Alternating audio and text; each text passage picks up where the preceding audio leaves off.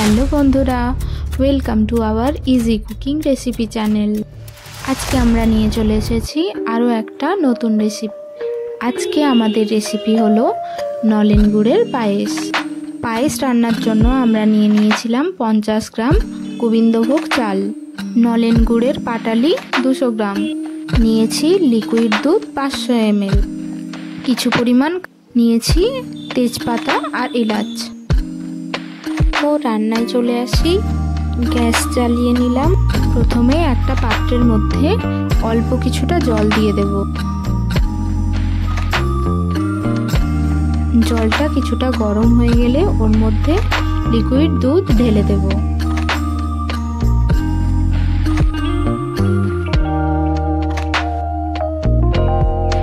আর দিয়ে দেব দুটো এলাচ। দুধটা যখন ফুটে আসবে ওর মধ্যে দিয়ে দেব দুটো তেজপাতা।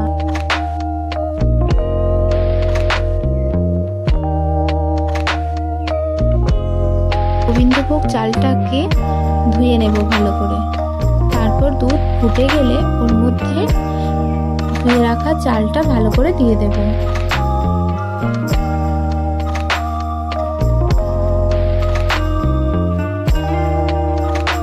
পাটালি থেকে পরিমাণ মতো পাটালি পায়েসে দেওয়ার জন্য কেটে নিচ্ছি।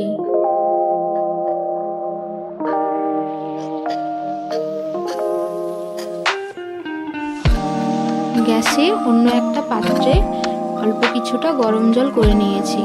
ওর মধ্যে দিয়ে দিচ্ছি গুঁড়ো আমুল দুধ। গুঁড়ো দুধটা ভালো করে মিশিয়ে নিলাম। গুঁড়ো আমুল দুধ পায়েসের থিকনেসটাকে বাড়ায়।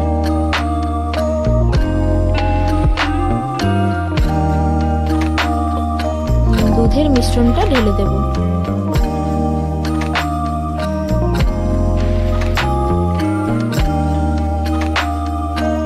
ভালো করে নাড়িয়ে নিতে হবে। এবার এর মধ্যে গুড়ের পাটালিটা দিয়ে দিতে হবে। পায়েসে গুড় দেওয়ার 2 থেকে 3 মিনিট আগে থেকে গ্যাসের ফ্লেমটাকে অফ রাখতে হবে। আর গুড় দিয়ে দেওয়ার পরেও 2 থেকে 3 মিনিট গ্যাসের ফ্লেম অফ রাখতে হবে, না হলে দুধটা কেটে যেতে পারে।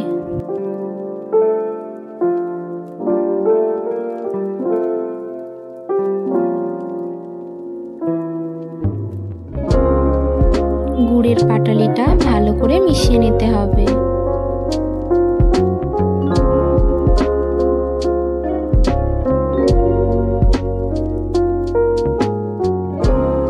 পায়েসের চাল নিচের দিকে যাতে ধরে না যায় সেই জন্য সবসময় নাড়াতে হবে।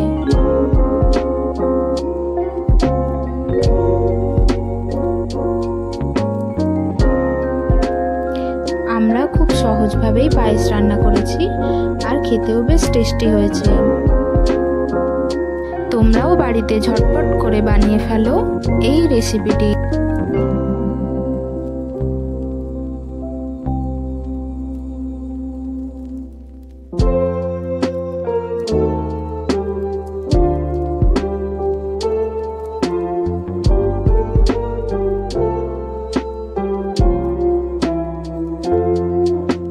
যতক্ষণ না চাল সেদ্ধ হবে ততক্ষণ নাড়িয়ে যেতে হবে, নাহলে পায়েসটা খেতে ভালো লাগবে না। পায়েস নামিয়ে নেওয়ার আগে এর মধ্যে কয়েকটা কাজু কিশমিশ দিয়ে দেব।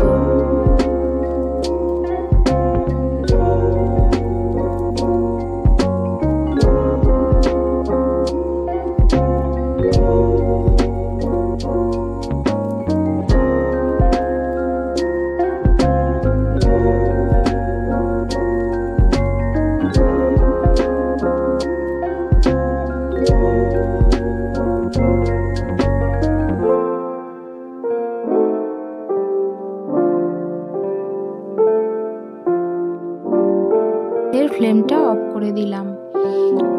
অন্য একটা পাত্রের মধ্যে পায়েসটা ঢেলে নিচ্ছি, আর তার উপরে কয়েকটা কাজু কিশমিশ ছড়িয়ে দিলে দেখতেও ভালো লাগবে আর খেতেও ভালো লাগবে।